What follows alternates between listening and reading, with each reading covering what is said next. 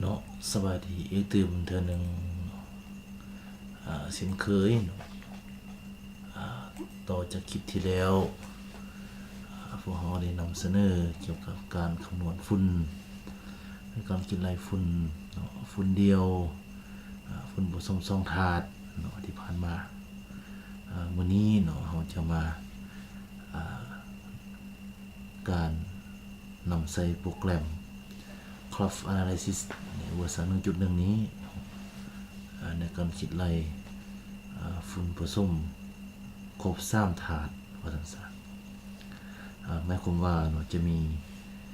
ฝุ่นอยู่3ชนิด3สูตรว่าทั้งสามในการคิดไล่นั้นเนาะตามเคยเนาะมันเจ้าที่ผู้ทานได้โหลดเอาโปรแกรมไปแล้วเนาะก็ให้เปิดโปรแกรมขึ้นมาเนาะแล้วก็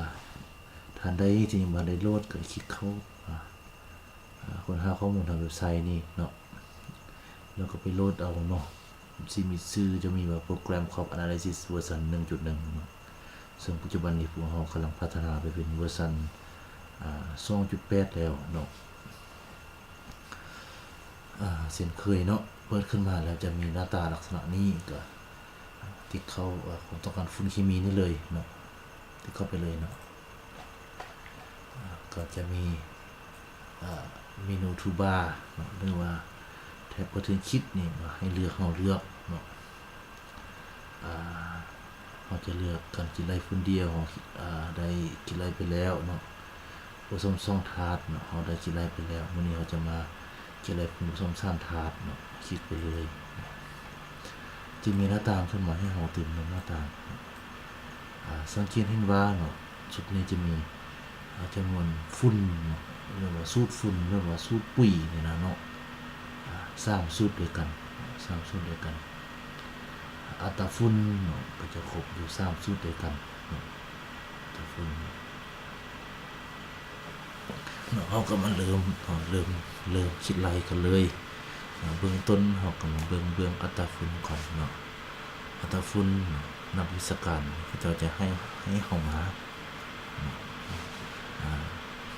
ก่อนจะได้อัตราฝุ่นนี้ก็เกิดมีการคำนวณต่างๆของข้าพเจ้าจะอธิบายทำร่างอยู่ในหมวดของ NPK ที่7นี้เนาะเบื้องต้นเราจะได้ฝุ่นนี้ก่อนอัตราฝุ่นอยู่บน5 หมานี้ข้าพเจ้าทุกคนยกตัวอย่าง80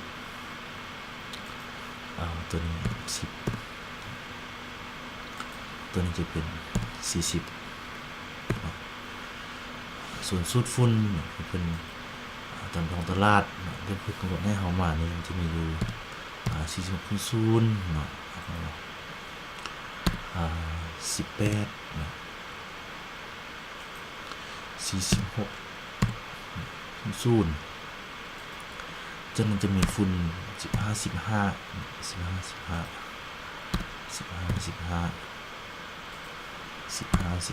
เนาะก็คือตามคลิปที่ผ่านมาได้อธิบายแล้วเนาะอันนี้จะเป็นสูตรฝุ่นฝุ่นสูตรที่1นั่นคือว่าฝุ่นเป่าที่1ว่าจังซั่นเนาะอันนี้ฝุ่นเป่าที่2อันนี้ฝุ่นเป่าที่3เนาะฝุ่นเป่าที่3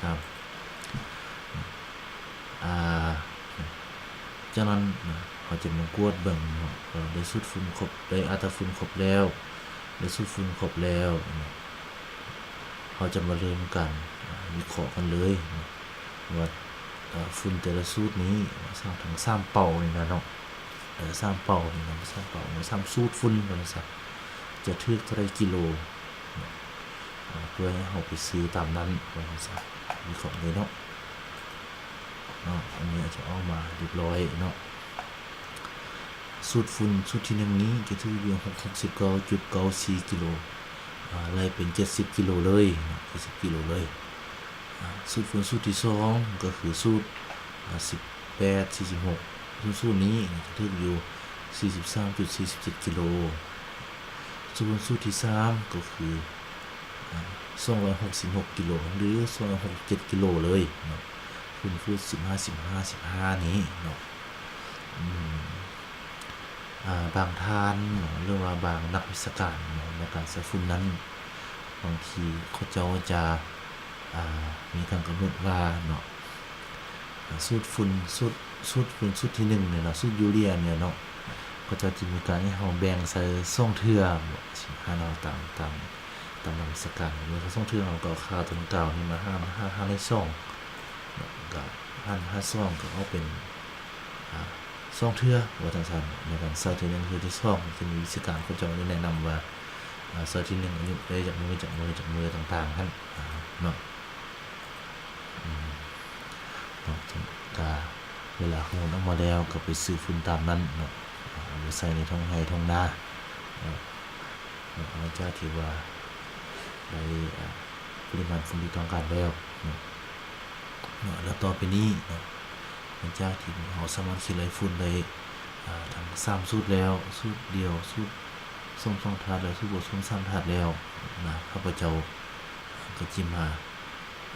ตามที่ข้าพเจ้าเคยได้นำมูต้นว่าเนาะที่มาอธิบายเนาะ NPK เนาะหรือว่า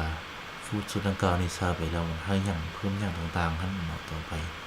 ข้าพเจ้าจะได้อธิบายตื้มวันนี้ก็เอาสักนี้ก่อนเนาะสักนี้ก่อนมันจะได้สุดฝุ่นแล้วผมก็เอาเซฟเนาะจดไปแล้วก็ไปซื้อตามท้องตลาดหรือว่าตามทีมงานที่เพิ่นได้สนองให้ท่านเนาะเช่นเคยเนาะเราปิดโปรแกรมถ้าท่านได้มีคำถามที่จะถามพวกเราบ่เรื่องโปรแกรมดังกล่าวนี้เนาะแล้วก็นำเสนอมีปัญหาอันใดเนาะก็คลิกเข้านี่เนาะพวกเราก็สิตอบให้เนาะวันนี้ก็ขอจบการอธิบายคลิปแต่เพียงเท่านี้เนาะก็ขอบใจเนาะติดตามคลิปหน้าของพวกเรา